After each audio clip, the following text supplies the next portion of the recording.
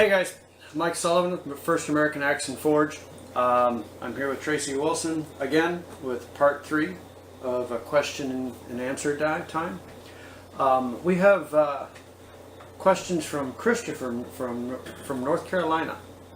Stay safe, Christopher. Shelter in place. Duck and cover. There's other phrases that come to mind, but some of them are not PC related. He asked 5 basic questions here. What basic skill set would you recommend for people in a survival situation? Just cover your basics. Shelter, fire, water, food, and learn a good method for signaling. Cover those basics. Which in most survival situations, groups of three of the same thing are not commonly found in the environment, so people look for them. First 3 responders, lines, 3 fires, 3, 3 flags.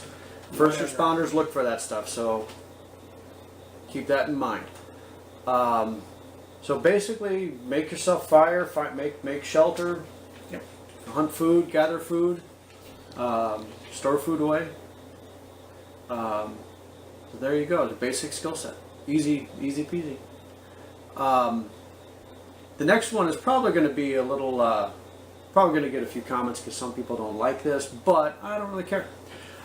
He asks, what firearm would you recommend in a survival situation? What's a good all-around if you had anything? If I was down to picking one firearm, I would go with a .22 caliber.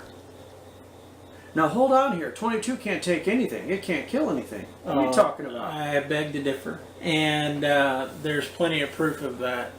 As my time military, law enforcement, I've done tons of hunting with it. I know you've done a ton of hunting with the 22. What you're talking about. And I plead the fifth. plead the devil's advocate. Yep. There you go. 22s are very, very effective. Sometimes it's only as good as the individual using it, but there again, this is going to be one of those very, very controversial subjects. I tell people, if you're going to have a rifle, there's 22 caliber or 12 gauge, even if you're inexperienced. They're great weapons to have, even a 410 maybe. You can get the combination 410 22 as well. Hence, what you have here is one of my favorites that I like to tell people, and it's a Henry model survival firearm. It collapses down and you can store it all in the stock, and I believe that this one, if you drop it in the water, it'll even float. Yeah. So, these are fantastic, holds 10 rounds. If you had to use it for magazines. self-protection, you can use it for self-protection, but for taking small game, this is a fantastic weapon. It'll do it. And it's packable. You can.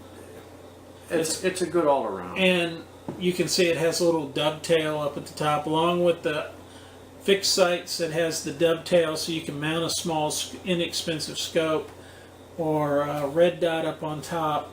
Yeah. The .22 caliber ammunition is so small and light. You can carry 1,000 rounds and not really know about it. Yeah, so not really be too. I would have to agree on the 22. It's a very nice all around. But if you're going to use a firearm, safety is number one. Go to somebody if you don't know how to use NRA instructor. Find an instructor. Yep. Find someone qualified, a qualified individual. Yep. Thank you, OSHA. Third question. What's the essential survival tools? And I think we've covered a little bit of it throughout all of it, and I'm sure a lot of people have answered the same question many times. Oh gosh, yes. But we've talked before. You need a cutting tool, a knife. Yep, some type of cutting tool, a combustion device, a ferro rod, or a lighter, or something. Flint and steel. Steel. I mean, something to create fire. A set of big lighters is only $2 or $3. So, and if you can't afford that and you have a knife, you can make a hand drill set or a bow drill set. So you have options. Yeah. as you become more knowledgeable in the survival skills or primitive arts, you'll learn how to do those things. So learning hand drill, bow drill, flint and steel, these are things that, having the knowledge up here means the less you have to carry. And that goes back Here. to basic skill set. Yep.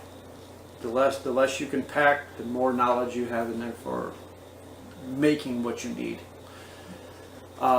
He also asked the next question,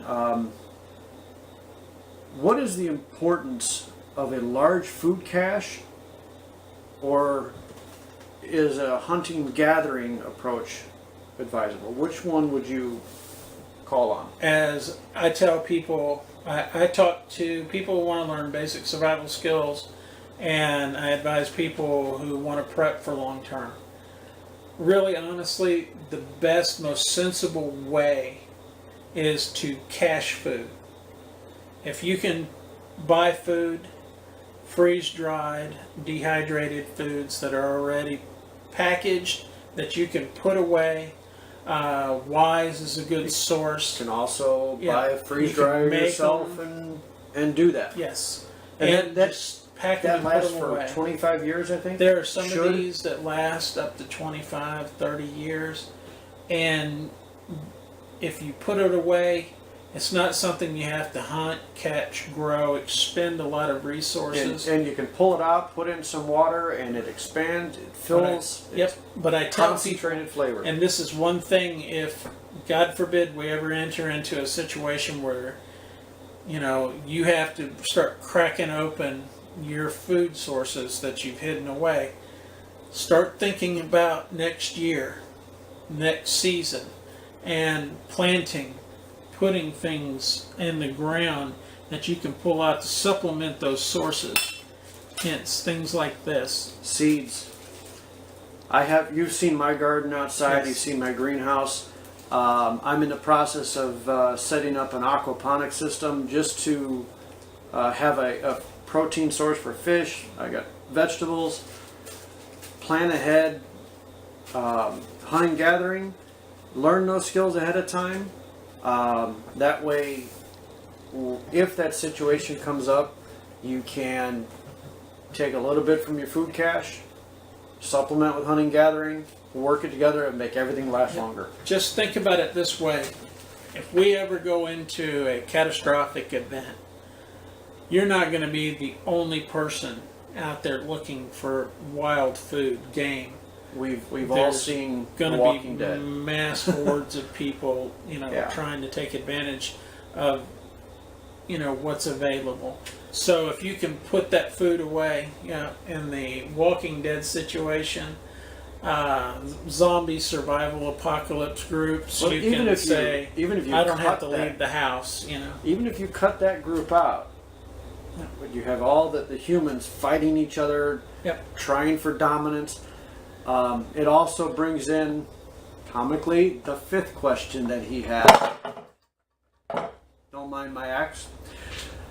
The fifth question he has is just for a friend. That's all he's asking for, mind you. It's just for a friend. When is cannibalism okay? Well, we all need an MRE. Walk with a buddy. Keep a buddy around. Keep him around long enough. I think I'll win in that fight. You gotta sleep sometime. It's sometime. When is cannibalism okay? That is such a personal question. That is So loaded.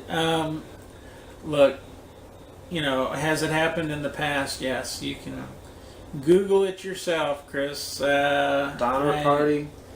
Yeah, it's just happened so many times. It is a taboo situation, a topic. People but- will say protein's protein, but Yeah. like Michael just said, it's a personal choice, it's a personal decision that has to be made by the individual or individuals there in that situation. I won't even pretend to know what that type of situation is like, hence like the show I was on, I was always alone. But by golly, I hope no one listening to this is ever put into that type of situation. Yeah, that's. But when you look in the animal kingdom, cannibalism is rampant because it is protein, it is a food source, but it is a moral decision that you have to make yourself. So there's your question answered. Until next time, MRE is available. Tracy, thank you very much for being here. Sure. This will probably be Anytime. our last video that Absolutely. we do. You guys have fun. Like, subscribe, comment below. However you like. Be safe. Thank you, folks. I snorted during that.